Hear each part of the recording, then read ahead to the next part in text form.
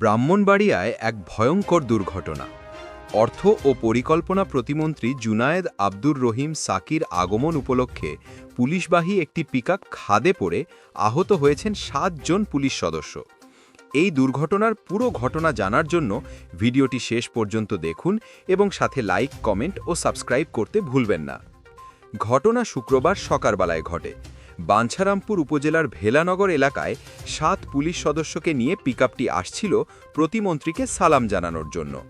নিয়ন্ত্রণ হারানো গাড়িটি রাস্তা ছাড়িয়ে খাদে পড়ে যায়। এতে গুরুতর আহত হন নায়েক জুয়েল মিয়া ও কনস্টেবল শরীফ। অন্য ৫ জন পুলিশ সদস্য আহত হয়েছেন। আহতদের উদ্ধার করে স্থানীয় হাসপাতালে ভর্তি করা হয়েছে। গুরুতর আহতদের রাজধানীর রাজারবাগ কেন্দ্রীয় পুলিশ হাসপাতালে প্রেরণ করা হয়েছে। নবীনগর সার্কেলের অতিরিক্ত পুলিশ সুপার পিয়াস বসাক জানিয়েছেন, দুর্ঘটনার কারণ এখনও খতিয়ে দেখা হচ্ছে। দুর্ঘটনাগ্রস্ত পিকআপটি উদ্ধারের চেষ্টা চলছে। পুলিশ ও উদ্ধারকারী দল দ্রুত ঘটনাস্থলে পৌঁছে আহতদের চিকিৎসার ব্যবস্থা করেছেন। এই ভয়ঙ্কর দুর্ঘটনায় ৭ জন পুলিশ সদস্য আহত হয়েছেন। আমরা সবাই তাদের দ্রুত সুস্থতা কামনা করি। আপনারা যদি এই খবরের আপডেট পেতে চান তাহলে ভিডিওটি লাইক করুন, নিচে কমেন্ট করে আপনার মতামত জানান এবং অবশ্যই আমাদের খবর বিন্দু চ্যানেলটি সাবস্ক্রাইব করুন।